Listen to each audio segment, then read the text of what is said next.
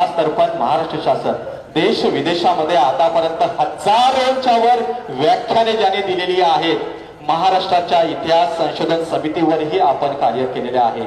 गुलामगिरी, शेतकऱ्यांचा आसूड व इतर अनेक पुस्तकांचे संपादन व लेखन आपण केलेले। असा शिव विचारांचा जागर करण्यासाठी प्राध्यापक शिवश्री गंगाधर बनबरे साहेब यांना मी या ठिकाणी निमंत्रित करीत आहे। जरा जोरदार टाळ्यांच्या गजरामध्ये सन्माननीय शिव प्राध्यापक गंगाधर बनबरे साहेबांचा आपण यथोचित स्वागताने अभिनंदन करूया।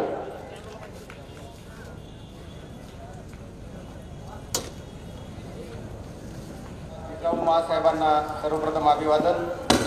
छत्रपती शिवाजी महाराज, राष्ट्रपिता ज्योतिराव फुले, राजर्षी शाहू महाराज, भारतरत्न डॉक्टर बाबासाहेब आंबेडकर, महाराणी अहिल्याबाई होळकर, सावित्रीबाई फुले या देशातील बहुजन समाजाला त्यांचे हक्क अधिकार मिळावेत म्हणून ज्या ज्या महामानवांनी प्रयत्न केले त्या सर्व महामानवांना मी सर्वप्रथम अभिवादन करतो। छत्रपती शिवाजी महाराजांच्या जन्मदिवसाच्या जमलेल्या सर्व भावंडांना, मान्यवरांना हार्दिक हार्दिक अशा सदिच्छा देतो। आज ज्ञानदा प्रकाशन आणि छत्रपती प्रतिष्ठानच्या वतीने हा जो अतिशय भव्य असा कार्यक्रम वाडा येथे आयोजित करण्यात आलेला आहे, या कार्यक्रमाला उपस्थित असलेले आमचे मार्गदर्शक आदरणीय महेश म्हात्रे सर, आयोजक युवराजजी ठाकरे, आमचे सन्मित्र संभाजी ब्रिगेडचे अध्यक्ष जुने आमचे मित्र शरद पाटील साहेब, तेजस भोईर, नितीनजी मोकाशी सर, विचारपीठावरील खूप नावं आहेत, सर्व मान्यवर, जमलेल्या माझ्या बहिणींनो आणि भावांनो, वेळ खूप झालेला आहे, मी आपला फार वेळ घेणार नाही। काही सूत्ररूपाने मुद्दे मी तुमच्यासमोर मांडण्यासाठी आपल्यासमोर उभा आहे। मी सर्वप्रथम आयोजकांचं हार्दिक हार्दिक अभिनंदन करतो की वाड्यासारख्या या शहरामध्ये गेली 18 वर्ष सातत्याने छत्रपती शिवाजी महाराजांचा जन्मोत्सव, जसं महेश म्हात्रे सर म्हणाले, ज्ञानाचा उत्सव म्हणून या ठिकाणी ही परंपरा सुरू केली, त्याबद्दल मी आयोजकांच्या टाळ्या वाजवून आपण अभिनंदन करावं अशी मी आपल्याला विनंती करतो। ज्या साहित्यिकांचे इथे ग्रंथ प्रकाशित झाले, ज्यांचे सन्मान झाले, त्यांनाही मी सदिच्छा देतो, त्यांचे अभिनंदन करतो आणि त्यांच्या जीवनामध्ये प्रगती हो अशी जिजाऊंच्या चरणी प्रार्थना करतो। छत्रपती शिवाजी महाराज यांचा जन्मोत्सव आपण साजरा करत आहोत। ही 395वी छत्रपती शिवाजी महाराजांची जयंती आहे आणि योगायोगाने संविधानाचा अमृत महोत्सव सध्या आपल्या देशामध्ये सुरू आहे। जे संविधान बाबासाहेब आंबेडकरांनी लिहिलं ते सुद्धा 395 कलमाचंच आहे। 395 जयंतीच्या निमित्ताने छत्रपती शिवाजी महाराजांच्या भारतीय संविधानानुसार जो आपला देश गेली 75 वर्षापासून स्वातंत्र्यानंतर चालत आहे, त्या स्वातंत्र्यामध्ये जी मूल्य अंतर्भूत केलेली आहेत, ती मूल्य व्यवस्था लोकशाही व्यवस्थेतून आपण निर्माण केलेली आहे का, याचं चिंतन छत्रपती शिवाजी महाराजांच्या जयंतीच्या निमित्ताने आपल्याला करावं लागणार आहे। छत्रपती शिवाजी महाराज किती महान होते, किती मोठे होते, त्यांचं जे जीवनचरित्र आहे हा काही एका व्याख्यानाचा विषय नाही। माझ्यासारख्या हजारो माणसांनी आपले आयुष्य खर्च केले तरी शिवाजी महाराजांचे गुण आणि त्यांचे सद्गुण सांगण्यामध्ये आमचं आयुष्य अपुरं पडेल, इतकं महान काम छत्रपती शिवाजी महाराजांनी केलेलं आहे। आणि म्हणून या दृष्टिकोनातून बघत असताना मी काही पारंपरिक तुम्ही ऐकलेलं शिवचरित्र मी सांगणार नाही। आमचा नेहमी आग्रह गेल्या 30-32 वर्षापासून राहिलेला आहे की छत्रपती शिवाजी महाराजांचं लढाया पलीकडचं जे जीवनचरित्र आहे ते आपल्याला खऱ्या अर्थानं आता आधुनिक काळामध्ये समजून घेण्याची गरज निर्माण झालेली आहे। आम्ही नेहमी सांगत आलेले आहोत की शिवाजी महाराजांची वर्तमान प्रेरणा आपल्याला कोणती घ्यायची आहे आणि आज शिवाजी महाराज असते तर त्यांनी आपल्याला कोणता संदेश दिला असता आणि कोणत्या शत्रूच्या विरोधात आपल्याला लढायला लावलं असतं आणि कोणतं शस्त्र आपल्या हातात दिलं असतं, याचा विचार करून शिवचरित्र आपल्याला समजावून घ्यावं लागणार आहे। आणि म्हणून शिवाजी महाराज हे डोक्यावर मिरवण्यापेक्षा अंतःकरणात आणि मस्तकात घेऊन त्यानुसार कृती करणारे स्त्री पुरुष, मुलं आणि मुली तयार करणं। 400 वर्षापूर्वी जन्माला आले, त्यांच्या आईबापांनी शिवाजी राजावर असे संस्कार केले की त्या शिवाजी महाराजातून जिजाऊ आणि शहाजीराजाच्या संस्कारातून एक युगनायक मानव कल्याणकारी असा छत्रपती शिवाजी राजा घडला, याचं श्रेय जिजाऊ आणि शहाजीराजांना जातं. हे आपल्याला प्रेरणा म्हणून कायम समजून घ्यावं लागेल. छत्रपती शिवाजी महाराज हा एंटरटेनमेंट टाइमपासचा विषय नाही, हा आमचा जगण्याचा विषय आहे. आणि म्हणून आपण सर्वांनी शिवाजी महाराजापासून आज कोणती प्रेरणा घेऊन आपल्याला पुढे जायचं आहे याचा गांभीर्याने विचार करावा लागेल.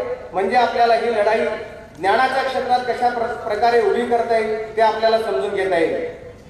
दुर्दैवाने आपण जर बघितलं असेल तर आपल्या देशामध्ये छत्रपती शिवाजी महाराज हे आपल्या देशाचेच राष्ट्रपुरुष होते असं नाही. आपल्या देशात ते जन्माला आले, महाराष्ट्रात जन्माला आले, परंतु साऱ्या विश्वाने नतमस्तक व्हावं अशा प्रकारचं एक रयतेचं कल्याणकारी राज्य छत्रपती, तो अभ्यास करण्याच्या ऐवजी आपल्याकडे छत्रपती शिवाजी महाराजच नाही तर अनेक महापुरुषांना जाती धर्म आणि देशाच्या चौकटीमध्ये बंदिस्त करण्यात आलेला आहे. आणि अजून त्यापुढचं दुर्दैव असं आहे की अलीकडच्या काळात तर महापुरुषांना काही लोकांनी पक्षाचे कार्यकर्ते बदलून टाकलेले आहे. म्हणून हा धोका आपल्याला ओळखावा लागेल की शिवाजी महाराज हे केवळ एका जाती धर्माचं नेतृत्व नाही, तर ज्या ज्या लोकशाही क्रांत्या जगामध्ये झाल्या त्या लोकशाही क्रांत्याला प्रेरणा देणारा युगनायक राजा म्हणजे छत्रपती शिवाजी राजा होता. हे पहिल्यांदा आपल्याला समजून घ्यावं लागेल. आपल्या देशाचं राष्ट्रगीत ज्या गुरुदेव रवींद्रनाथ टागोरांनी लिहिलं ते एकदा जपानला गेले तेव्हा त्यांना प्रश्न विचारण्यात आला, तुम्ही ज्या भारत देशातून आलेले आहात त्या देशाची ओळख काय सांगाल? तर टागोर म्हणाले, माझ्या देशाची ओळख एका वाक्यात सांगायची असेल तर बुद्धाचं तत्वज्ञान आणि शिवाजी राजाचा पराक्रम ही माझ्या देशाची ओळख आहे. हा आपला भारत आहे. जगामध्ये देशाची काय ओळख आहे? आणि म्हणून नंतरच्या इतिहासकारांनी काय लिहिलं यात मी जाणार नाही. महाराज किती पराक्रमी होते, आम्हाला सातत्याने लढाया सांगून एका धर्माच्या विरुद्ध हिंसक प्रतिमा तयार करून एक धर्मीय असा राजा बनवला गेला. त्या चौकटीतून महाराजांना काढून लोककल्याणकारी जे शिवरायांचं धोरण होतं, खरं जे चरित्र जगाला सर्व मानवी समुदायाला प्रेरणा देणारं होतं ते आपल्याला जे महात्मा फुल्यांनी सांगितलं, बाबासाहेबांनी सांगितलं, शाहू छत्रपतींनी सांगितलं, कृष्णराव गुरुवर्य अर्जुनराव केळुसकरांनी सांगितलं, ही जी काही मानवतावादी छत्रपती शिवाजी महाराजांची प्रेरणा आहे ती आपल्या आज मुला मुलींना खऱ्या अर्थानं सांगण्याची गरज निर्माण झालेली आहे. महाराजांच्या पराक्रमाचा जर विचार करायचा असेल तर त्या काळामध्ये शिवाजी महाराज जेव्हा रयतेची हे स्वराज्य उभं करत होते, हे स्वराज्य उभं करत असताना त्या काळामध्ये जेवढे शत्रू अस्तित्वात होते म्हणजे 70 ते 72% 75% भूभागावर मोगलांची सत्ता होती, औरंगजेबाची सत्ता होती, आपल्याकडे 5 वेगवेगळ्या शाह्या होत्या. त्याच काळामध्ये पोर्तुगीज, डच, फ्रान्सिसी आणि ब्रिटिशर्स हे लोक सुद्धा भारतामध्ये आलेले होते आणि या भारताच्या भूमीचे लचके तोडण्याचा प्रयत्न करत होते. अशा कालखंडामध्ये 18 पगड सर्वसामान्य जनतेतल्या लोकांना, कष्टकऱ्यांना सोबत घेऊन एक स्वराज्याचं स्वप्न शिवाजी राजांनी उभं करण्याचा प्रयत्न सुरू केला होता. आणि हे करत असताना तत्कालीन सर्व शत्रू बरोबर शिवाजी राजांचा मुकाबला झालेला आहे.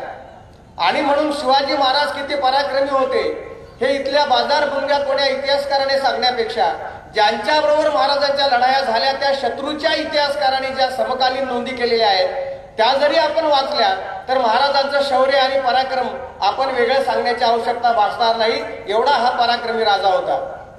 1932 साली डॉक्टर बाळकृष्ण नावाचे इतिहासकार जे मुलतानमध्ये जन्माला आले होते, ते आता पाकिस्तानमध्ये आहे मुलतान, त्यांनी 2000 पानाचं द ग्रेट शिवाजी नावाचं शिवचरित्र लिहिलेलं आहे.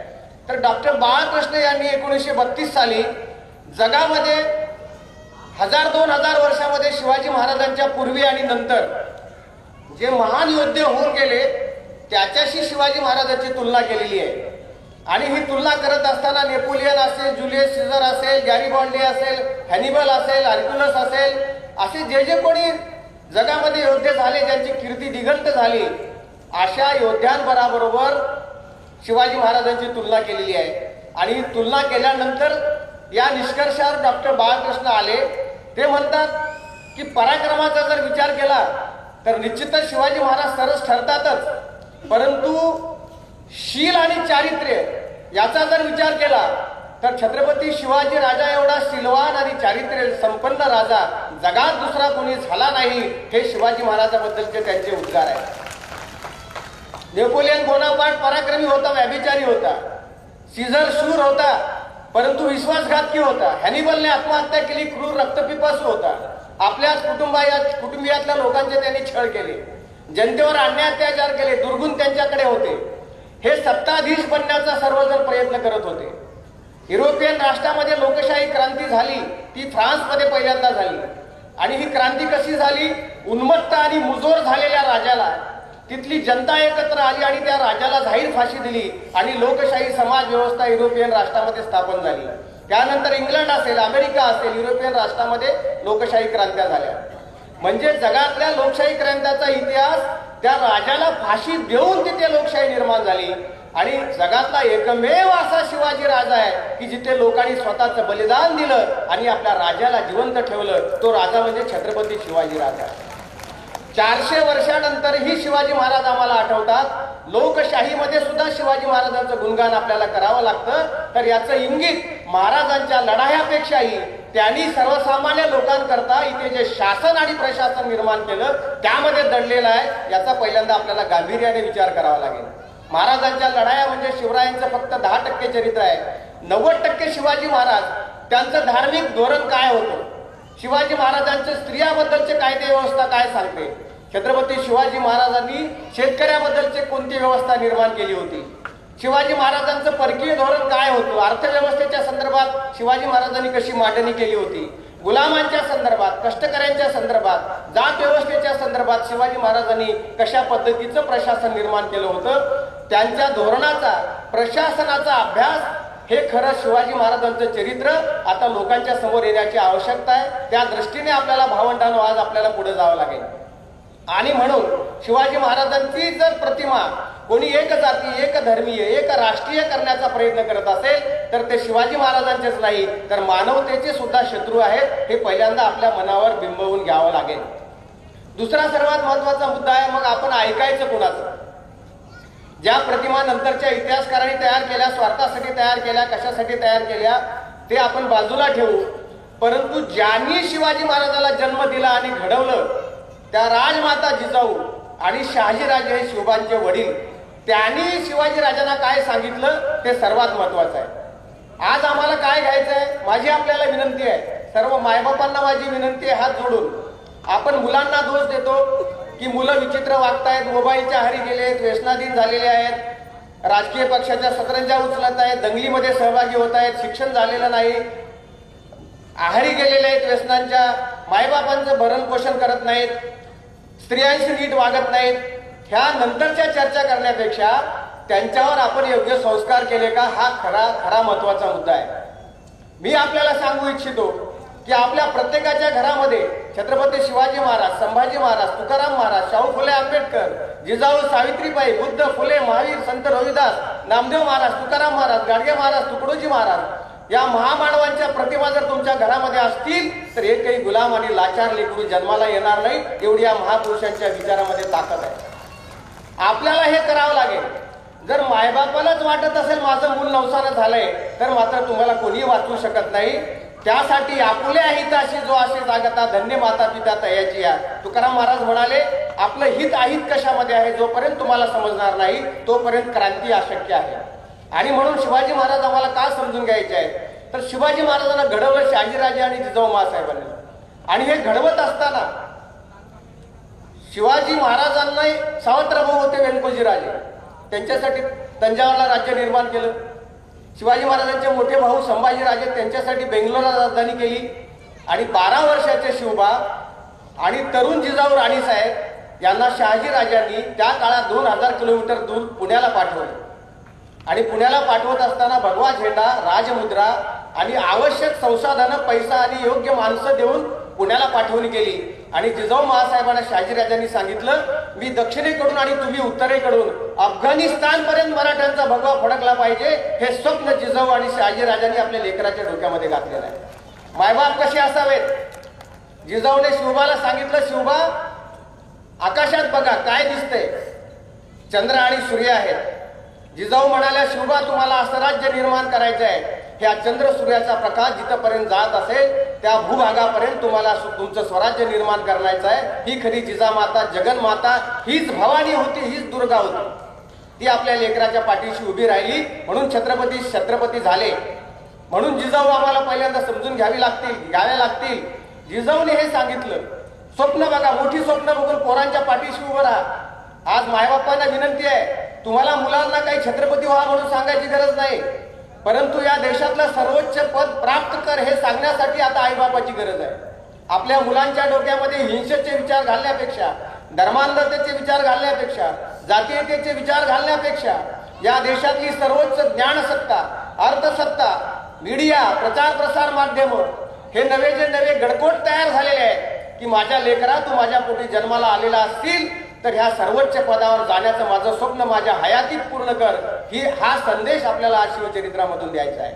आणि म्हणून शिवाजी महाराज आमच्या असंख्य हजारो पिढ्यांना प्रेरणा देणारे आहेत. ज्या कम्युनिस्ट व्यवस्थेने राज्य व्यवस्था नाकारली तेव्हा श्रीपाद आंबेडकर डांग्यांसहित ते कॉम्रेड पानसऱ्यापर्यंत सगळ्यांनी विदेशी कम्युनिस्टांना सांगितलं की तुमचे राजेशाहीचा विरोध ठीक आहे, पण छत्रपती शिवाजी महाराजांना स्वीकारल्याशिवाय कुठलीही लोकशाही निर्माण होऊ शकत नाही. हे शिवचरित्राच्या राज्यव्यवस्थेचं मुख्य व्यवस्थेचं प्रतीक आहे.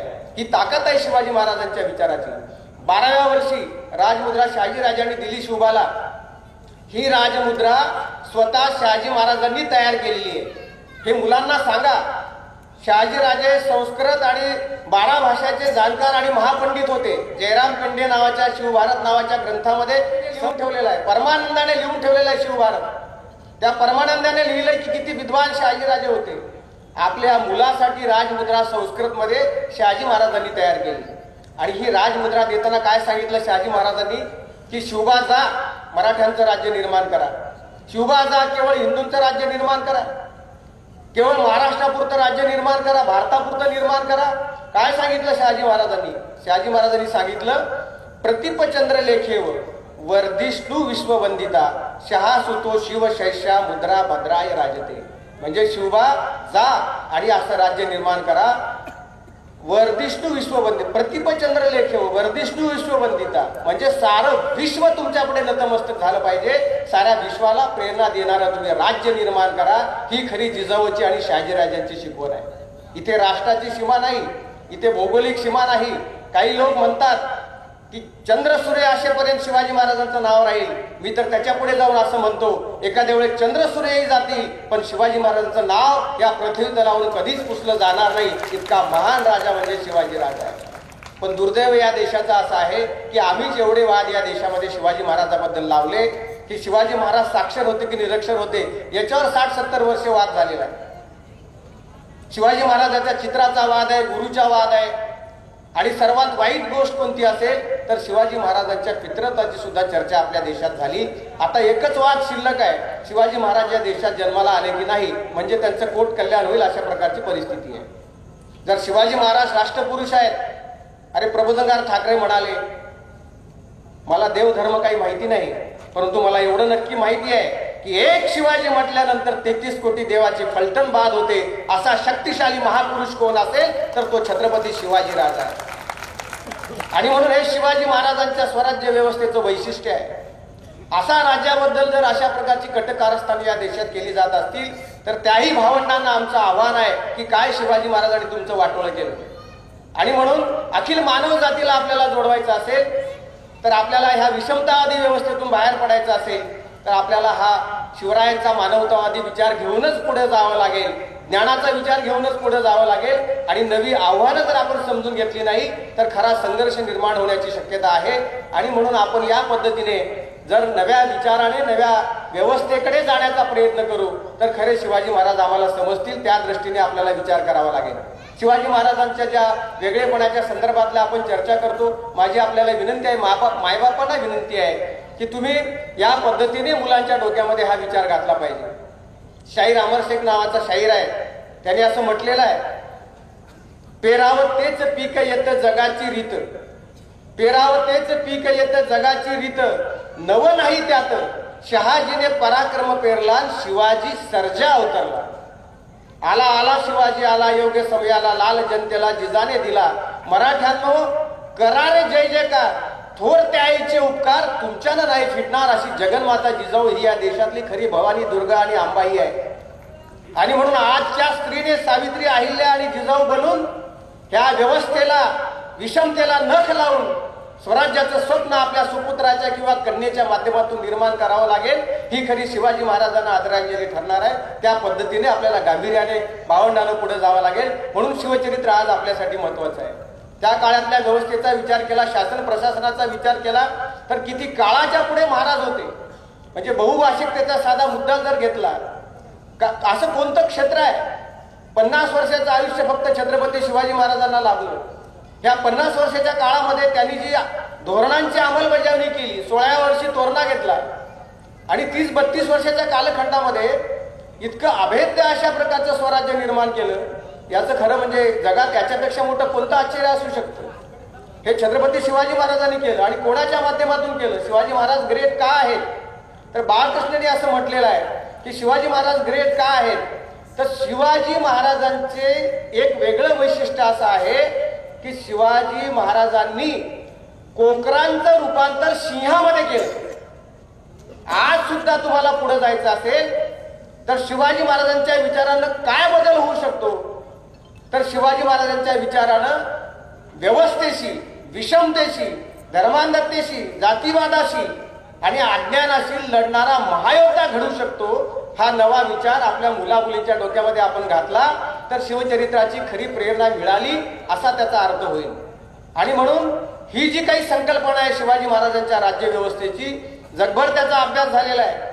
अनेक लोकांनी शिवाजी महाराजांच्या व्यवस्थेचा, लढ्याचा अभ्यास करून लोकशाही क्रांत्या जगामध्ये केलेल्या आहेत. एकच उदाहरण तुम्हाला सांगतो म्हणजे आपल्याला पटेल की माझं एकदा कोल्हापूरला व्याख्यान होतं. तर कोल्हापूरच्या शिवजयंतीच्या व्याख्यानामध्ये उदयसिंग गायकवाड नावाचे खासदार होऊन गेले, काही जुन्या लोकांना माहीत असेल, काँग्रेसचे खासदार होते, आता ते आपल्यामध्ये नाहीत. ते माझ्या व्याख्यानाचे अध्यक्ष होते आणि मी माझ्या व्याख्यानामध्ये छत्रपती शिवाजी महाराजांच्या संदर्भातला फिडेल कॅस्ट्रोचा किस्सा संदर्भ देऊन सांगितला की जेव्हा अमेरिकेने सगळ्या जगावर दादागिरी लादली पण कॅस्ट्रोने अमेरिकेला जुमानलं नाही, आपली व्यवस्था अबाधित ठेवली, तेव्हा त्याच्या पाठीमागे छत्रपती शिवाजी महाराजांची प्रेरणा आहे असं सांगितल्याचं उदाहरण दिल्यानंतर माझ्या भाषणानंतर गायकवाड सरांनी, खासदार उदयसिंग गायकवाडांनी भाषण केलं आणि त्यांनी त्यांच्या आयुष्यातली आठवण सांगितली. ते म्हणाले, मी पहिल्यांदा खासदार झालो होतो, इंदिरा गांधीने मला तिकीट दिलं होतं आणि त्या काळामध्ये काँग्रेसचं 18 खासदाराचं एक शिष्टमंडळ क्युबाला गेलेलं होतं. परंतु इंदिरा गांधीपेक्षा जगात कोणी मोठं आहे मला माहिती नव्हतं, मला केस्ट्रो क्युबा माहीत नव्हता. आमचा दौरा 8-10 दिवस क्युबामध्ये राहिला.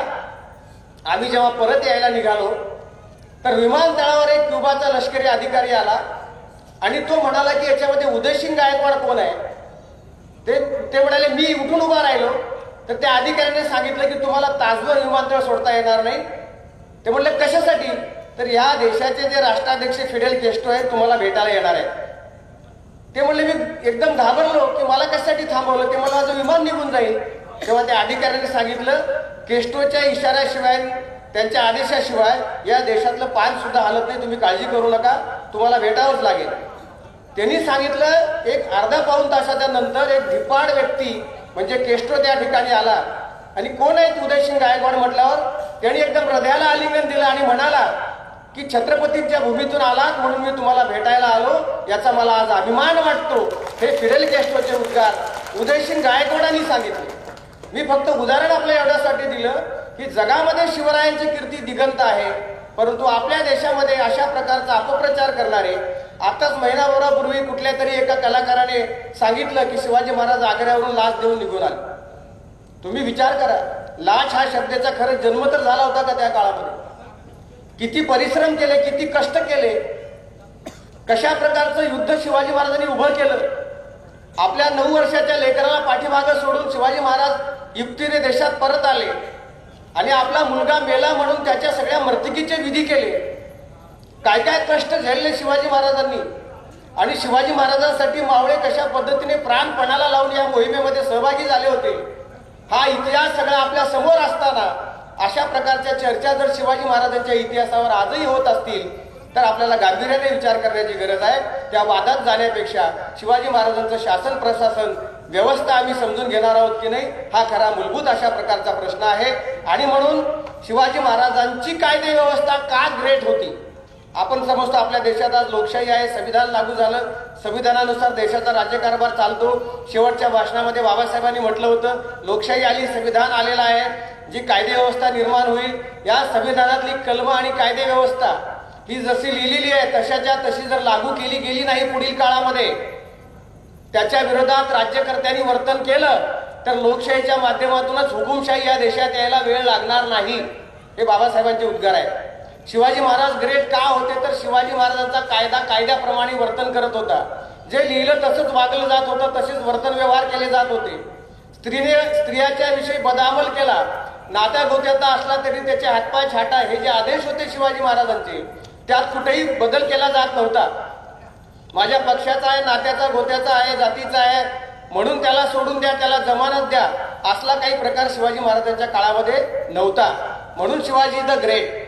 म्हणून शिवाजी महाराजांची राज्यव्यवस्था लोकशाहीच्या सुद्धा अनेक दिशांना प्रेरणा देणारी, मार्ग देणारी आहे. हे या माध्यमातून आपण समजून घेतलं पाहिजे. अनेक कलाकारांना, शाहिरांना, लेखकांना, संशोधकांना, अनेक लढाया करणाऱ्या योद्ध्यांना, सर्वसामान्य रयतेला ज्या पद्धतीचं प्रशिक्षण शिवाजी महाराजांनी दिलं, ज्या संधी उपलब्ध करून दिल्या, तो खरा एक आगळा वेगळा व्यक्तिमत्व असलेला हा राजा आपल्याला पुन्हा एकदा नव्याने समजून घ्यावा लागेल. आणि आपल्या घराघरामध्ये शिवरायांचं जे सत्य गाण आहे ते जर आपण करू शकलो तर ही लढाई आपल्याला गांभीर्याने चांगल्या पद्धतीने भावंडांना पुढे घेऊन जाता येईल. म्हणून एक प्रेरणा पुरुष, युगनायक, चारित्र्य संपन्न असा जो राजा आहे, हे चरित्र लोकांच्या समोर आपल्याला आणावं लागेल आणि वर्तमानातल्या प्रेरणा घेऊन आपल्याला पुढे जावं लागेल. छोटासा जरी विचार करायचा असेल तर काळाच्या किती पुढे शिवाजी महाराज विचार करत होते. जे लोक नंतरचं जाऊ द्या, पण ज्यांनी उष्ट्रिक आहे, हेनरी ऑक्झिंटन आहे, निकोला मानुची आहे, किंवा मुल्ला नसरती आहे, काफी खान आहे, साकी मुस्तेद खान आहे, भीमसेन सक्सेना, ईश्वरदास नागर, जे समकालीन लोक ज्यांनी शिवाजी महाराजाला बघितलेलं आहे, त्यांनी शिवाजी महाराजांबद्दल काय लिहिलेलं आहे, काय उद्गार काढलेले शासन प्रशासनाच्या व्यवस्थेबद्दल, म्हणजे शाहिस्ते खानाच्या छाप्यामध्ये किंवा इतर मुस्लिम इतिहासकारांनी महाराजांच्या बद्दल, स्त्री दाक्षिण्याबद्दल जे लिहून ठेवलेलं आहे ते काळजावर कोरून ठेवावं अशा प्रकारचं आहे. म्हणजे मोगलांच्या इतिहासकारांनी लिहून ठेवलेलं आहे की आमच्या स्त्रिया आमच्या घरादारातल्याही पेक्षा मराठ्यांच्या राज्यामध्ये सुरक्षित आहेत. हे शिवाजी राजांचं अभय अशा प्रकारचं शासन आहे. हे महाराजांच्या राज्याचं वेगळं वैशिष्ट्य आहे. आज कुठे स्त्रीला सुरक्षितता राहिलेली आहे? कोणता कायदा न्याय देतो? अत्याचार होतात, किती निकाल लागतात, किती न्यायनिवाडे होतात, किती गुन्हेगार मोकाट फिरतायत समाज व्यवस्थेमध्ये. आणि आम्ही त्याच व्यवस्थेमध्ये गुरुफटून पडलेले आहोत. आणि म्हणून तुकाराम महाराज म्हणाले, तुझे आहे तुझं पाशीपरी तू जागा चुकलाशी. शिवाजी महाराजांसारखा युगनायक राजा जगात कुठे जन्माला आलेला नाही. बुद्धासारखा तत्वज्ञ भारताबाहेर कुठे नाही. शाहूसारखा राजा, तुकारामासारखा संत, नामदेवासारखा, महावीरासारखा तत्ववेत्ता, बाबासाहेब, शाहू छत्रपती, सयाजीराव महाराज गायकवाड, छत्रपती संभाजीराजे, असे अनेक माणसं आपल्या देशामध्ये निर्माण झाले. आपल्या कष्टकरी, श्रमकरी बहुजन समाजात जन्माला आले. हे आपलं महत् भाग्य म्हणायला हवं. अशा महापुरुषांचे विचार घेऊन जर आपण ह्या सर्व सत्ता काबीज करू शकलो नाही तर आपल्याला शिवाजी महाराज समजले नाही. हा आपला करंटेपणा आहे. आणि म्हणून वर्तमान काळामध्ये आज आपल्या देशाची व्यवस्था बघितली तर शिवाजी महाराजांना अभिप्रेत असलेल्या सत्तास्थानामध्ये या देशातल्या कष्टकरी श्रमकऱ्यांची मुलं आहेत का, याचा तुम्ही विचार करा. आज 10 लोकांकडे देशातली 90% संपत्ती आहे. टाटा, बिर्ला, अंबानी, मफतलाल, गोदरेज हे 4-5 लोक एकत्र आले तर हा देश विकत घेऊ शकतात. 140 कोटी लोक आणि 10 लोक एका बाजूला आहेत. त्या संपत्तीचं विकेंद्रीकरण होण्याच्या ऐवजी एकाकडे हा पैसा आला कसा? आज कुठे अर्थशास्त्र डेव्हलप झालेलं आहे? सर्वसामान्य रेतीची काय अवस्था आहे? गावखेड्यामध्ये कुठे शाळा आली? जागतिकीकरणानंतर हा माणूसच उद्ध्वस्त व्हायला आलेला आहे. अशा कालखंडामध्ये शिवाजी महाराजांनी ज्या स्वतःच्या रयतेचा विचार करून कायदे व्यवस्था बनवली त्याचा गांभीर्याने विचार करावा लागेल. 1677 साली महाराज किती काळाच्या पुढे होते? 2000 वर्ष पुढे होते शिवाजी महाराज. आज मानवता नव्या गोष्टीचा आपण विचार करतो, पण 400 वर्षापूर्वी त्यांचं शासन प्रशासन कसं होतं? सत्ता अधिक करुणा असेल तर लोककल्याण निर्माण होतं, आणि सत्ता आणि स्वार्थ आला तर विकृती, हिंसा आणि क्रोध हे जन्माला येते. सत्ता ही लोकहितासाठी कशी वापरावी शिवाजी महाराजांनी सांगितलं. हे राज्य व्हावं ही स्त्रीची इच्छा, हे रयतेचं राज्य आहे. भोसल्यांचं राज्य आहे असं कुठल्याही कागदपत्रात नाही. आपल्याकडे साधं संडास जरी बांधला तर अमुक अमुक स्मरणार्थ म्हणून त्यावर नाव लिहिलं जातं. हजारो किल्ले उभे केले, अनेक व्यवस्था निर्माण केल्या, पण कुठेही शिवाजी महाराजांनी आपलं स्वतःचं नाव द्या, हे भोसल्यांचं राज्य आहे असं कुठं म्हटलेलं नाही. हे रयतेचं राज्य आहे केली जात असेल तर आपला दोष काय याचं सुद्धा एकदा चिंतन करण्याची गरज निर्माण झालेली आहे. आज ज्या काही धर्मनिरपेक्ष त्या संकल्पना नव्या आपण विचार करतो, त्या काळामध्ये स्वतःचा धर्म पाळून सुद्धा इतरांच्या धर्माला सन्मान देऊन एका वेगळ्या पद्धतीने धर्माच्या पलीकडे निर्णय कसे घेता येऊ शकतात हे त्या काळात शिवाजी महाराजांनी दाखवून दिलेलं आहे. धर्म सांगत होता समुद्रात जायचं नाही, निर्वंश होईल, परंतु त्या धर्माच्या माध्यमातूनच ह्या धर्मातल्या चुकीच्या कल्पना नकार देऊन छत्रपती शिवाजी महाराजांनी भारत देशातलं पहिलं आरमार उभं केलं, सिंधुदुर्ग किल्ला उभा केला. हे महाराजांचं वेगळेपण आहे. अमावस्याला लढाया केल्या, मुहूर्त बघितला नाही, पंचांग बघितला नाही, तिथी बघितली नाही. त्या काळामध्ये सर्वसामान्य कष्टकरी श्रमकरी लोकांना सोबत घेऊन त्यांना महायुद्ध बनवलं. हे शिवाजी महाराजांचं वेगळेपण आपण कधी समजून घेणार आहोत की नाही? ज्या साक्षरते निरक्षरतेवर चर्चा केली गेली त्याबद्दल जर आपल्याला एकच उदाहरण मी आपल्याला देऊ इच्छितो, फार खोलात जात नाही. आपल्याला माहित आहे मुल्ला नसरती किंवा हेनरी ऑक्झिंडन, ब्रिटिशांच्या अनेक प्रत्यक्षदर्शी लोकांनी लिहून ठेवलेला आहे. मिर्झा राजा जयसिंगाचं एक पत्र औरंगजेबाला लिहिलेलं आहे की आग्र्याला जेव्हा शिवाजी महाराज कैदेत होते तेव्हा एक पत्र इथून मिर्झाने पाठवलं आणि त्या पत्रात मिर्झा जयसिंगाने असं लिहिलेलं होतं की हे आलमगीर औरंगजेब, तुला जर असं वाटत असेल की मराठ्यांचा राजा छत्रपती शिवाजी आपल्या कब्जात सापडलेला आहे आणि हे राज्य जे गिळंकृत करायचे तू स्वप्न बघत आहेस, ह्या राजाला ठार मारल्यावर हे मराठ्यांचं राज्य माझ्या ताब्यात येईल असं तुला वाटत असेल, हे पहिलं डोक्यातून काढून टाक हे आलमगीर, की शिवाजी महाराजांना जरी मारलं तरी रयतेचं राज्य निर्माण करण्यापासून कोणीही आता रोखू शकत नाही. कारण या महाराष्ट्रातल्या भूमीतला प्रत्येक माणूस म्हणजे प्रति शिवाजी तयार झालेला आहे. ही ताकद छत्रपती शिवाजी महाराजांची. प्रत्येक 6 महिने शिवाजी महाराज आग्र्याला होते. मेला अशी आवळी उठली पण स्वराज्यामध्ये गद्दारी झाली नाही, कोणी फितूर झाला नाही. अनेक लोकांनी लिहून ठेवलेलं आहे महाराजांचं सर्वात मोठं वैशिष्ट्य काय असेल तर शिवाजी महाराजांचं हेर खातं. शिवाजी महाराजांच्या हेर खात्यासारखं हेर खातं त्यावेळेस ब्रिटिशांकडे सुद्धा नव्हतं. शिवाजी महाराजांचे जे काही अधिकारी हेर खात्यामध्ये होती, एकाची दुसऱ्याला ओळख नव्हती. ईडी असेल, सीबीआय असेल, रॉ असेल, LIB असेल, पोलीस प्रशासन असेल, हे सगळे नावं आपल्याकडे जाहीर होतात, माहीत असतात. परंतु त्या काळामध्ये गुप्तहेर खात्यातल्या माणसाची एका माणसाची दुसऱ्याला ओळख सुद्धा नव्हती. फक्त एक नाव आपल्या समोर येतं, ते कोणाचं येतं? बहिर्जी नाईक. आता तुम्ही मला सांगा, बहिर्जी नाईक हेर खात्याचे प्रमुख होते. कुठल्या समाजातून आले होते? रामोशी समाजातून आले होते, आदिवासी समाज आहे.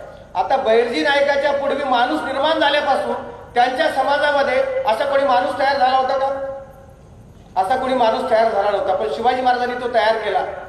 आणि ह्या परदेशी ब्रिटिश लोकांनी लिहून ठेवलेला आहे की शिवाजी राजांचे हेर एवढे चतुर आणि हुशार आहेत की ते 12 भाषांचे जाणकार आहेत, हे लिहून ठेवलेलं आहे. तुम्ही विचार करा, ज्याचे हेर 12 भाषा बोलू शकतात त्याच्या राजाला किती भाषा येत असतात? त्याला काही टेलिग्रामची गरज नव्हती त्यावेळेस, तेव्हा नव्हता हा प्रकार. त्या राजाला किती भाषा येत असतील? अरे जेव्हा ब्रिटिशांशी बोलायचं इंग्रजीमध्ये संवाद केलेला आहे, फारसीमध्ये संवाद करतायत संभाजीराजे, संस्कृतमध्ये शहाजीराजे बोलतायत, तमिळ, तेलुगू, कन्नड, मल्याळम, आदिवासी, गोंडी, भिलवंडी सगळ्या भाषा बोलणारा राजा. तुकाराम महाराज उगं म्हणाले नाही आम्हा घरी धन शब्दांची रत्न, आणि म्हणून हे शब्दांचं खरं रत्न आणि शस्त्र काय असतं हे वर्तमानातून छत्रपती शिवाजी महाराजांनी दाखवून दिलं. अरे ज्या हेर खात्यामध्ये कोणते लोक होते? 18 पगड जाती, तेली, तांबळी, कुंभार, चांभार, वडार, फाशे पारधी, डोंगरी पारधी, आदिवासी, तेलवाले, नंदी बैलवाले, घुबडवाले, माकडवाले, गोंधळी, भराडी, ज्यांना समाज व्यवस्थेनं दूर ठेवलेलं आहे, अस्पर्श ठरवलेलं आहे, सन्मान दिलेला नाही, धर्मव्यवस्थेने अधिकार दिला नाही, अशा अधिकार वंचित समूहातले लोक महाराजांच्या हेर खात्यामध्ये होते. आणि महाराजा एवढा हेर खातं, इतकं सर्वश्रेष्ठ हेर खातं जगात कुठलंही नव्हतं. कारण त्या काळात लोकांनी लिहून ठेवलेलं आहे की ब्रिटनच्या राणीला स्वप्न पडण्याच्या अगोदर ब्रिटनमध्ये काय घडणार आहे त्याचा पहिला मेसेज, त्याचा पहिला संदेश ह्या मराठ्याच्या राजाला कळलेला असतो. एवढं जबर अशा प्रकारचे छत्रपती शिवाजी राजाचं हेर खात आहे. हे माणसं काही परदेशातून आयात केले नव्हते. ही टेक्नॉलॉजी परदेशातून महाराजांनी घेतली नाही. याच मातीतली माणसं तयार केली. तानाजी मालुसरे, येसाजी कंक, वीर बाजीप्रभू देशपांडे, हिरकणी, ही सगळी माणसं, बैरजी नाईक, ही माणसं काही परदेशातून, सूर्याजी, ही माणसं परदेशातून आयात केलेली नव्हती. सर्वसामान्य कष्टकरी लोकांना सोबत घेतलं. त्यांच्या डोक्यात जर आपण मस्तकात विचार घालू शकलो, त्यातून महायोद्धे, महापुरुष आणि ज्ञानवंत घडवता येतात. हा खरा शिवचरित्राचा संदेश. काळाच्या किती शिवाजी महाराज पुढे होते. आज जसे दावोसला जाऊन आपलं सरकार करार करून फॉरेन इन्व्हेस्टमेंट भारतामध्ये आणतंय, या आमच्याकडे गुंतवणूक करा, आमच्या शेतकऱ्यांच्या जमिनी फुकट घ्या, आम्ही वीज देऊ, लाईट देऊ, ह्याला डम्पिंग ग्राउंड करा या भारताला, इथे उत्पन्न काढा, तुमचे विमानं बनवा, गाड्या बनवा, जहाजं बनवा, परदेशात विका, आमचा पैसा घेऊन जा, आम्ही तिथे वॉचमन राहू, आमच्या जमिनी उद्ध्वस्त होतील. असे कायदे छत्रपती शिवाजी महाराजांचे नव्हते. पोर्तुगीज जेव्हा पहिल्यांदा व्यापार करायला आले, महाराजांबरोबर करार करायला लागले, डच करार करायला लागले, ब्रिटिश करार करायला लागले. 1677चा एक करारनामा शिवाजी महाराजांचा उपलब्ध आहे. डचांबरोबर महाराजांनी करार केला. म्हणाले, तुम्हाला माझ्या राज्यात कारभार करायला परवानगी आहे. तुम्ही तुमचं सोनं नाणं विका, हिरे माणिक विका, तुमचे मसाले विका, धान्य विका, आमच्या राज्यातली सुपारी, धान्य, भात, गहू जे घ्यायचे तुम्ही घ्या, योग्य विनिमय देऊन घ्या. त्यांच्या आयातीवर प्रचंड मोठा टॅक्स लावला आणि निर्यात करण्याची मुभा मोफत दिली शिवाजी महाराजांनी. आणि ज्या शेतकऱ्याच्या जमिनीवर तुम्ही कारखाने उभे कराल, त्याचा शेअर्स त्या शेतकऱ्याला तुम्ही दिला पाहिजे. मी शेतीचा मालक नाही हे सांगणारा पहिला राजा शिवाजी राजा आहे. शिवाजी महाराजांच्या पूर्वी जमीन राजाच्या मालकीची होती, पण शेतकऱ्यांच्या नावाने जमीन मोजणी करून जे पट्टे तयार करून दिले ते पहिल्यांदा छत्रपती शिवाजी महाराजांनी दिले. कशेल त्याची जमीन हा कायदा करणारा जगातला पहिला राजा शिवाजी राजा आहे. हे माझं नाही, मी केवळ इथे एक सेवक म्हणून आहे. मी सत्ताधीश जरी असलो तर लोकांचा एक प्रतिनिधी आहे. किती लोकशाहीच्या काळाच्या पुढची ही संकल्पना शिवाजी महाराजांची होती. मानवतावाद काय असावा ते छत्रपती शिवाजी महाराजांकडून शिकावं. 1677 साली डचाबरोबर केलेला एक करार उपलब्ध आहे. तो करार काय आहे? त्यात एक अट महाराजांनी घेतलेली आहे. सगळं तुम्हाला विकता येईल, खरेदी करता येईल, पण माझ्या राज्यामध्ये गुलामांची मात्र तुम्हाला खरेदी विक्री करता येणार नाही, माणसांचा व्यापार करता येणार नाही. हे जर तुम्ही कराल तर माझे सैनिक तुम्हाला दस्त करतील आणि कडक प्रशासन करतील. असा करारनामा छत्रपती शिवाजी महाराजांनी 1677 साली केलेला आहे. तुम्ही विचार करा, 1832 इंग्लंड, 1843 अमेरिका, 1856 रशिया, इटलीमध्ये 1827 हे गुलामाचे व्यापार बंद झाणारे कायदे आले युरोपियन राष्ट्रामध्ये. त्याच्या आधी 400 वर्ष माणसांना विकायचं नाही, खरेदी करायचं नाही, मनुष्य ही विक्रीची वस्तू नाही, तसा कायदा आणि करार करणारा राजा किती मानवतावादी असेल याचा तुम्ही विचार करा. म्हणून शिवाजी महाराजांच्या राज्याची काडीची सुद्धा सर आजच्या लोकशाहीला येते का याचा तुम्ही विचार करा. शिवाजी महाराजांवर अनेक योद्धे पाठवले औरंगजेबानी. शाहिस्ते खान आला, मिर्झा जयसिंग आला, त्यापूर्वी अनेक योद्धे आले. शाहिस्ते खानाला पराभूत केलं. महाराजांचं एक वेगळं वैशिष्ट्य होतं. जगातला पराक्रमी राजा का, मानवतावादी राजा का, तर महाराजाच्या युद्धाचा एक प्रकार होता. काय प्रकार होता? महाराज नेहमी म्हणायचे, शत्रूबरोबर तुम्ही संघर्ष करा, पण संघर्ष करत असताना माझा एकही माणूस युद्धामध्ये कामी आला नाही पाहिजे, माझा सैनिक जखमी सुद्धा झाला नाही पाहिजे. हे ठीक आहे, कोणी म्हणेल माझ्या सैनिकाची जखमी होऊ नये, कोणी मरू नये, पण शिवाजी महाराजांचा दुसरा दंडक असा होता की शत्रूचं सुद्धा कमीत कमी सैन्य मारलं गेलं पाहिजे. विनाकारण जीव मारून आपल्याला राज्य निर्माण करायचं नाही. आणि जो गुन्हेगार आहे त्याला शासन देणार, रयतेला त्रास द्यायचा नाही. किती मानवतावादी राजा आहे. शत्रूच्या प्रदेशात जरी युद्ध केलं तर शेतकऱ्यावर दोषीच होणार नाही, स्त्रियांना दोषीच होणार नाही. सैनिकांना सक्त आज्ञा आहे की स्त्रियांसोबत घ्यायच्या नाही, माल विकत घ्यायचा. आणि जगातला पहिला राजा आहे की सैनिकांना रोख पगार देणारा राजा तो शिवाजी राजा आहे. म्हणजे शेतकऱ्यांनी 4 महिने शेती करा, दसऱ्याच्या दिवशी गडावर जा आणि नोकरीमध्ये सहभागी व्हा, 8 महिन्याचा पगार रोख घ्यायचा. प्रशासनात मुलुकगिरीवर जायचं, तिथे लूट करायची नाही, जे काही तिथे युद्धामध्ये मिळेल ते स्वराज्याच्या खजिन्यामध्ये जमा करायचं आणि पगार रोख घ्यायचा. आणि एकीकडे 8 महिन्याचा पगार, दुसरीकडे शेतीचं उत्पन्न. कशाला शेतकरी आत्महत्या करेल? म्हणून मी नेहमी सांगत असतो की पुराणामध्ये बळीराजा आणि इतिहासामध्ये शिवाजी राजा हे खरे दोनच राजे शेतकऱ्याचे होऊन गेले. बाकी सगळा फापट पसारा आहे. खरा लोक धरणं बांधून कालव्यावाटी पाणी दिलं शिवाजी महाराजांनी. कशा पद्धतीची पाणी व्यवस्था शिवाजी महाराजांनी निर्माण केली असेल, जे काही शासन मुलकी प्रशासन असेल, सैन्य असेल, सैन्य भरती करत असताना ज्या पद्धतीचे आदेश घालून दिले, सैनिक मेला तर त्याच्या विधवा स्त्रीला आणि त्याचं मूल लहान असेल त्या मुलाला रायगडावर बाळ परेशी नावाचं हॉस्टेल तयार केलं होतं आणि मुलगा मोठा होईपर्यंत त्याची सर्व जगण्याची जबाबदारी हे स्वराज्याच्या माध्यमातून खजिन्यातून घेतली जात होती आणि तो मुलगा मोठा झाला की त्याला सैन्यामध्ये नोकरी दिली जात होती. एवढा कनवाळू राजा कोण आहे सांगा जगामध्ये? स्त्रियांना सन्मान दिला वेगळ्या पद्धतीने, अधिकार मिळवून दिले, कशाही प्रकारचा होऊ दिला नाही. जाती धर्माच्या पलीकडे जाऊन न्याय निवाडे न्याय व्यवस्था घालून दिली.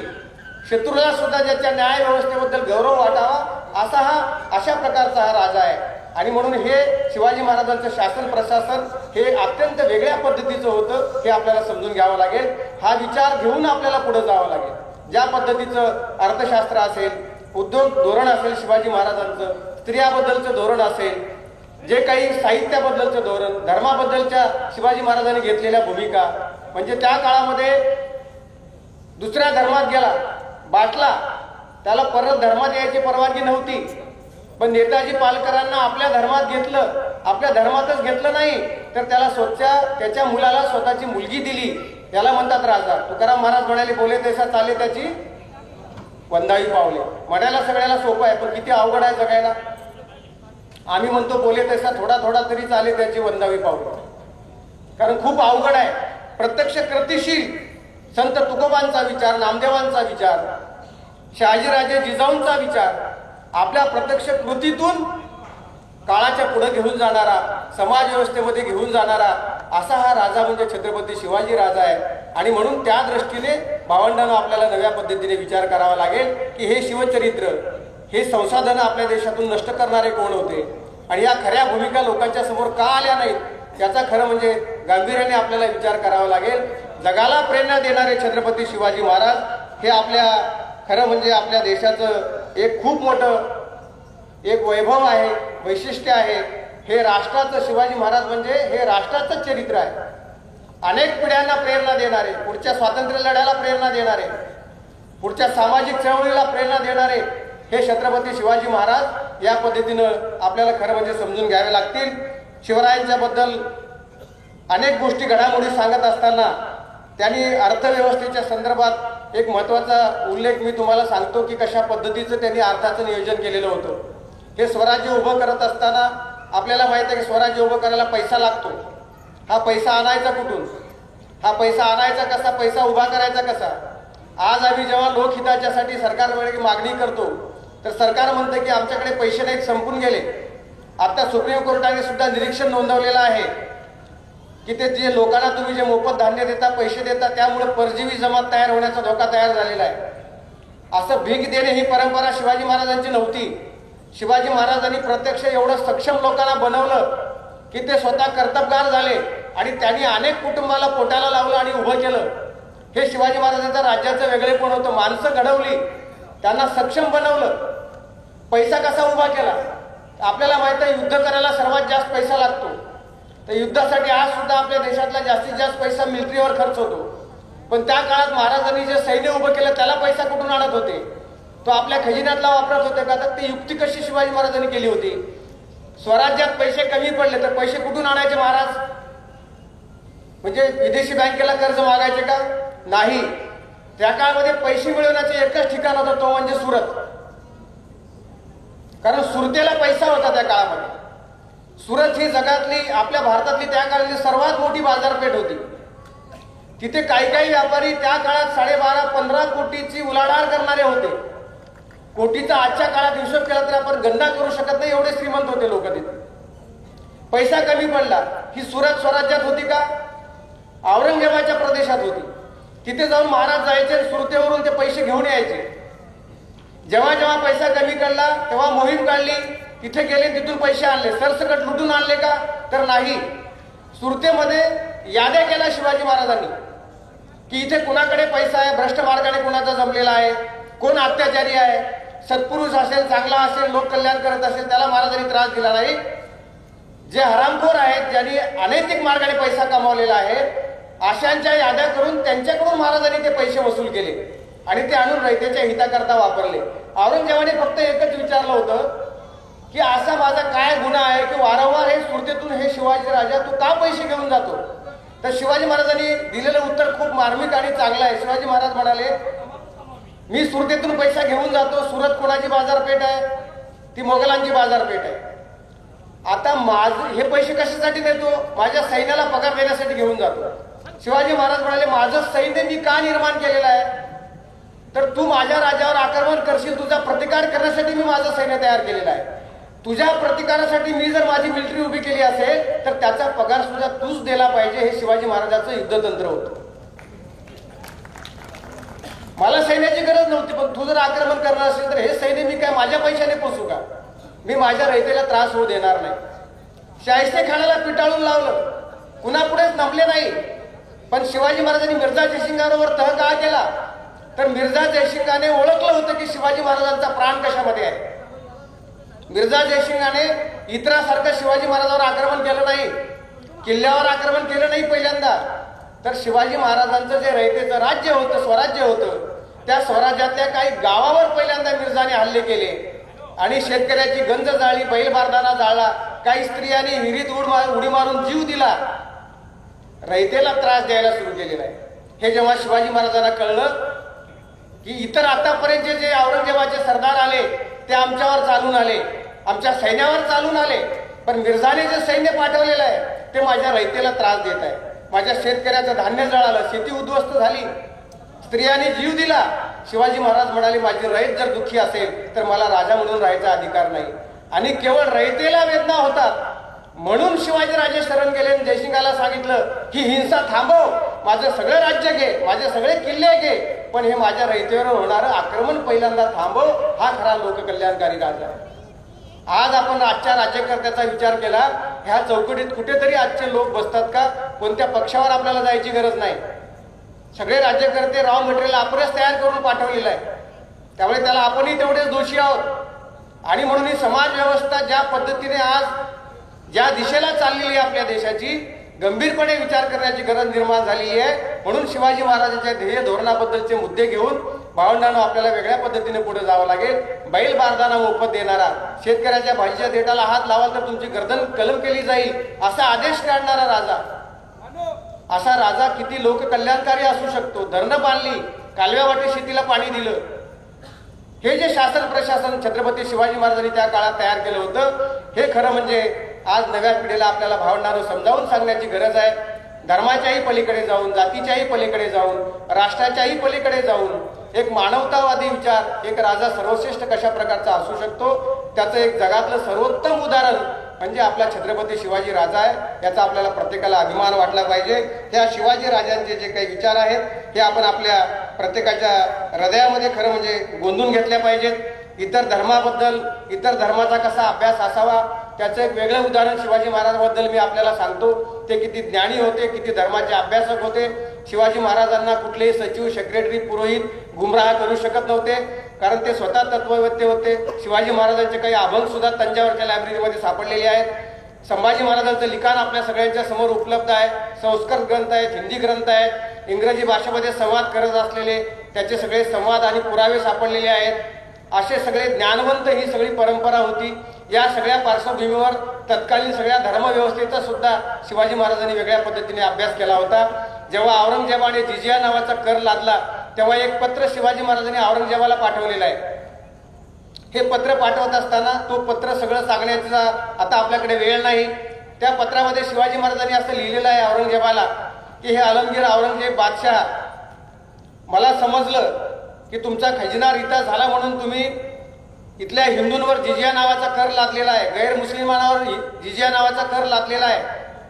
तर शिवाजी महाराज म्हणतात, अकबरापासूनचे दाखले शिवाजी महाराजांनी दिलेले आहेत की तुमचं साम्राज्य कसं आहे, अकबर कसा होता वगैरे सांगितलं. आणि औरंगजेबाला हा प्रश्न विचारतात, ही सृष्टी जर ईश्वराने निर्माण केली असं तुझी समजूत असेल तर ईश्वराने निर्माण केलेल्या चित्रावर रेघोटा मारण्याचा अधिकार राजा म्हणून तर तुला प्राप्त होतो का, याचा पहिल्यांदा विचार कर. आणि अत्यंत महत्वाचा मुद्दा शिवाजी राजांनी त्या पत्रामध्ये मांडलेला आहे. पहिल्यांदा यदुनाथ सरकारांनी तो छापला.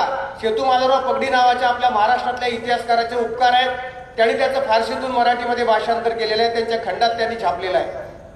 त्यात त्यांनी एक मूलभूत प्रश्न शिवाजी महाराजांनी विचारलेला आहे. शिवाजी महाराज औरंगजेबाला म्हणतात की हे औरंगजेबा, तू स्वतःला इस्लामचा आणि कुराणचा अभ्यासक म्हणवतो, पण मला फक्त एक सांग, तुझं जे दररोज कुराण तू अभ्यासतो वाचतो, त्या कुराणमध्ये अशी एखादी आयत आहे का की ज्यात असं म्हटलेलं आहे अल्लाला की रब्बुल मुसलमीन, असं कुठे आयत आहे का?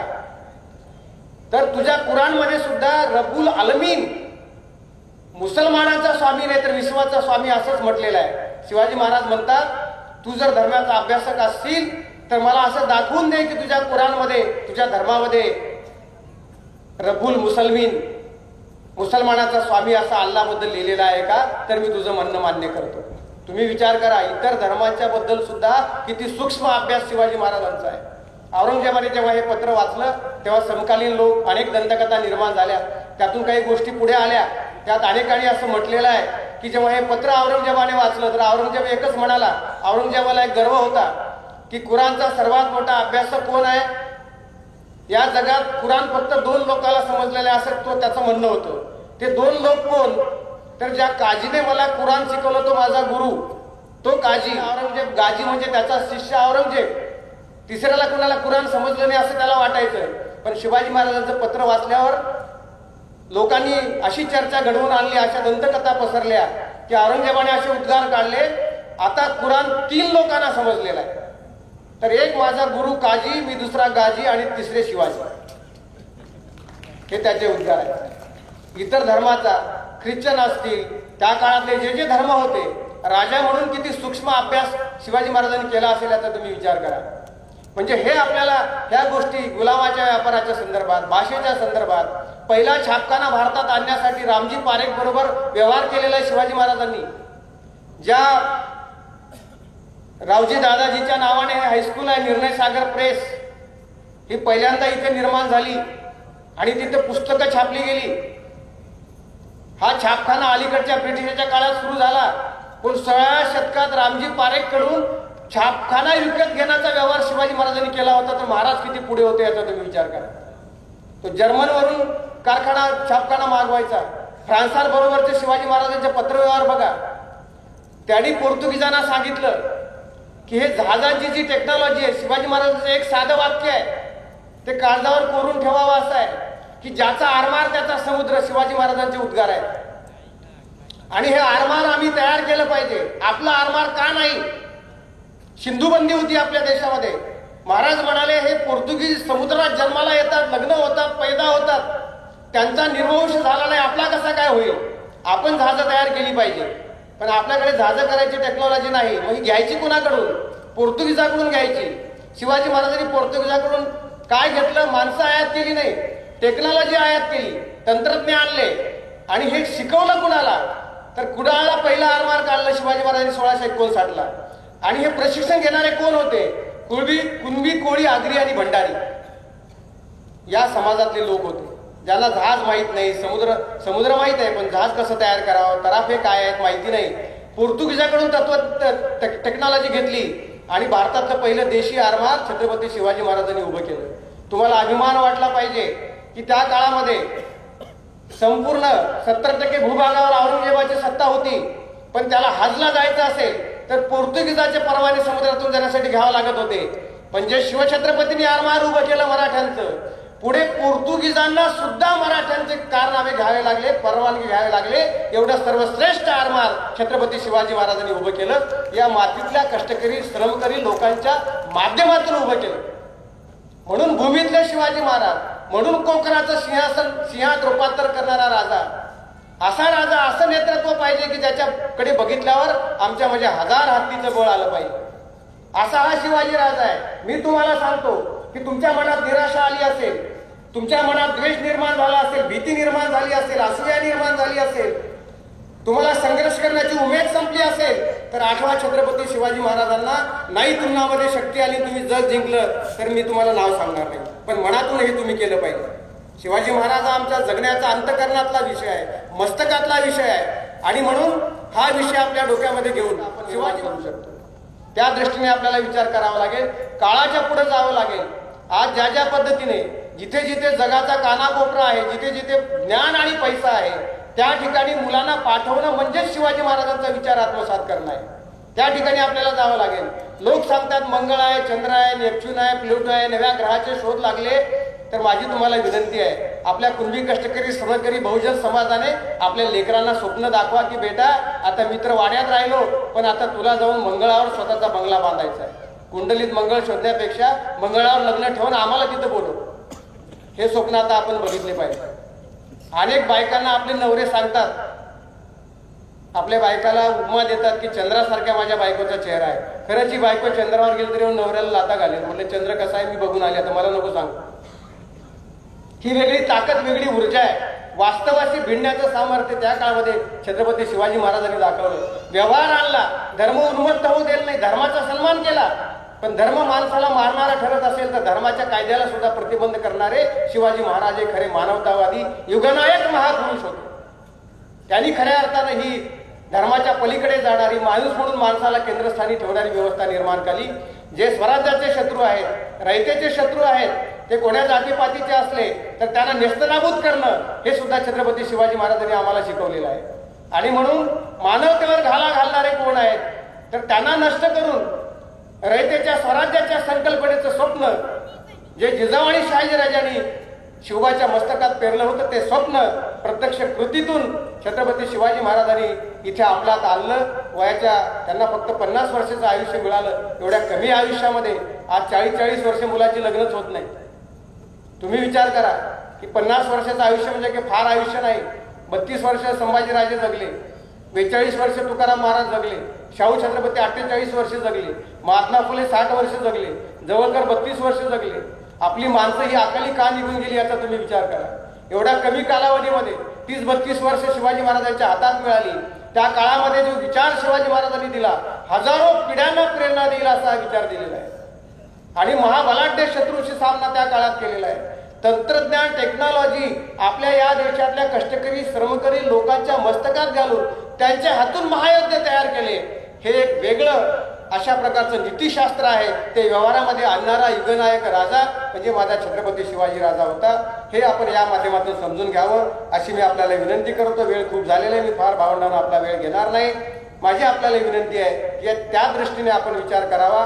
हिंसा आणि द्वेषाच्या माध्यमातून आपण बाहेर पडावं. बशीर बद्राचा शेर आहे की उमरे बीज जाती है एक घर बनाने में, उमरे बीज जाती है एक घर बनाने में, तुम तरस नहीं खाते बस्तियां जलाने. तुमच्या हातात सत्ता आली तर या देशातल्या माणसांचं जगणं उद्ध्वस्त करू नका. एखादं छोटं घर उभं करण्यासाठी माणसाच्या आयुष्य जातात. अख्खं आयुष्य 30% लोकांचं आयुष्य रस्त्यावर चाललेलं आहे. लोक त्यांना चिरडून मारतात. कुठे लोकशाही आलेली आहे? 6 लाख खेडी भारतामध्ये, 45,000 खेडी भारतामध्ये आहे. कुणाच्या खात्यावर किती पैसे आहेत? अख्खा ठाणे जिल्हा विकला, त्याचे जेवढे पैसे येतील तेवढा एकटा खर्च अदानीने, अंबानी त्याच्या लग्नामध्ये केलेला आहे. काय आपल्याकडे प्रतिष्ठा आहे का? ज्ञान आहे का? पैसा आहे का? आमच्या गावात विमानतळ यायला पाहिजे, आमच्या पोरांना मोठी स्वप्न पडली पाहिजे. एवढं मोठं स्वप्न दाखवा. खालून विमान बघण्यापेक्षा विमानाचा मालक होण्याचा प्रयत्न करा. स्वप्न बघायला अजून साहेबांनी टॅक्स लावला नाही, आपल्यावर जीएसटी नाही अजून. मोठी स्वप्न दाखवा. कशाला आपण आपल्या डबक्यात कशाला राहायचं?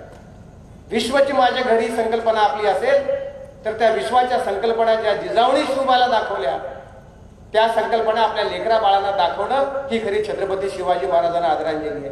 म्हणून माझी आपल्याला विनंती आहे, हा नवा विचार आत्मसात करून त्या पद्धतीने आपण वाटचाल केलं पाहिजे. हिंसेला नकार दिला पाहिजे.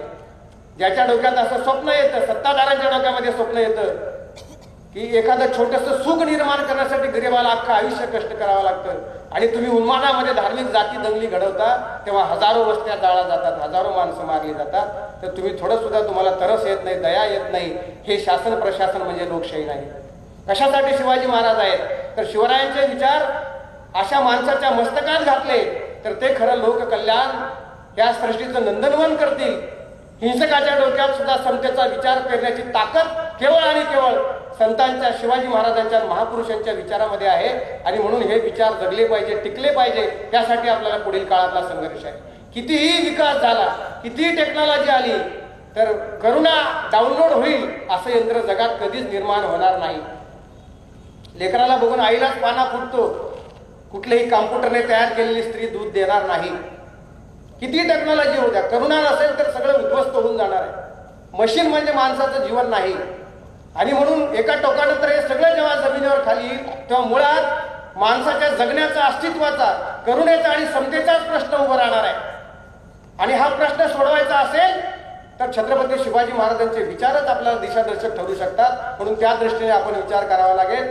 ही भूमिका घेऊन आपण पुढे गेलो तर निश्चितच एक चांगले दिवस आपल्या देशाला येतील. कष्टकऱ्यांच्या, श्रमकऱ्यांच्या पदरात काय पडलं, 130 कोटी 40 कोटी लोकांच्या या देशामध्ये कोणाच्या वाट्याला काय आलं, या 75 वर्षाच्या लोकशाहीनंतर खरं म्हणजे आपल्याला विचार भावंडांनो या शिवजयंतीच्या निमित्तानं करण्याची गरज निर्माण झालेली आहे. ते कराल असा मी आशावाद व्यक्त करतो. आणि जाता जाता शाहीर अमर शेखाच्या 4 ओळी आहेत त्या म्हणतो आणि थांबतो. शिवाजी महाराजांची आज काय गरज आहे. अमर शेखाने खूप चांगला पोवाडा लिहिलेला आहे.